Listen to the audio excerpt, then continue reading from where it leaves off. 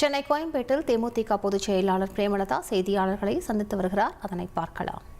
இல்ல, தனித்து போட்டியிடுமா தேமுதிக? அதான் உங்க கேள்வி. தமிழ்நாட்டில் தனித்து தேர்தல் களத்தில் இருக்க முடியும் என்பதை நிரூபித்தவர் கேப்டன் அவர்கள். அதை முன்னுதாரணமாக கொண்டு இன்னைக்கு சகோதரர் சீமான் அவர்கள் இருக்காங்க.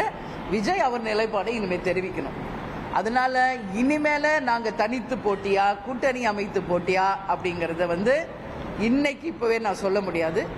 நிச்சயமாக தனித்து போட்டியா அப்படின்றதற்கான கேள்விக்கு காலம்தான் பதில் சொல்லும்.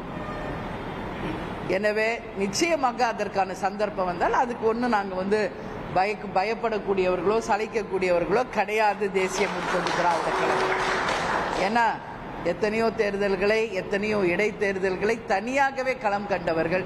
அதனால நாங்கள் எல்லாத்துக்கும் தான் ரெடியா இருக்கோம். அதுல மாற்றுக்கிறது கிடையாது. அதனால அதுக்கான நேரம் காலம் வரணும். அதுக்கான காலம் பதில் சொல்லும் என்பதை மட்டும் இந்த நேரத்தில் தெரிவிச்சு.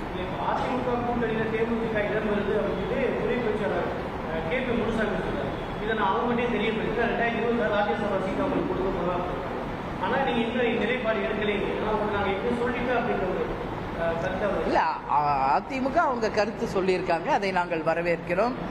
ஏன்னா 2026 ராஜ்யசபா சீட் தரப்படும் என்பதையும் அவங்க தான் அறிவிச்சிருக்காங்க.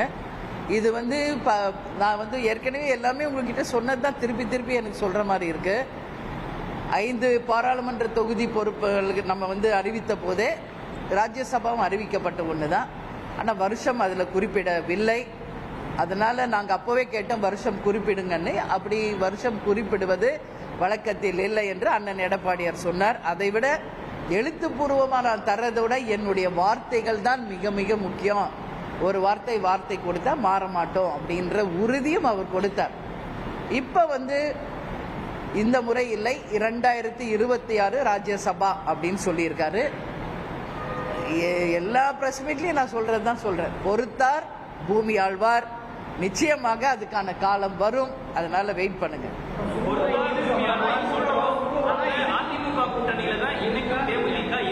அதுதான் நான் சொல்றேன்ல, இன்னைக்கே உங்க கேள்விக்கு இந்த நிமிஷம் இப்பவே நான் பதில் சொல்ல முடியாதுன்றது நான் தெளிவா சொல்லிட்டு இருக்கேன்.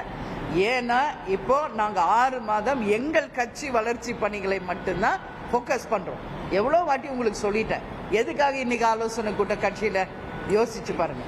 234 தொகுதிகளிலுமே எங்களுடைய நிர்வாகிகளை அளித்து கட்சியின் வளர்ச்சி அடுத்த கட்ட நகர்வை பற்றி அவர்களிடமும் நாங்கள் ஆலோசனை கேட்டு எங்கள் ஆலோசனைகளையும் அவங்களுக்கு கொடுத்து கட்சி வளர்ச்சியை நோக்கி நாங்கள் செல்லுகிறோம்.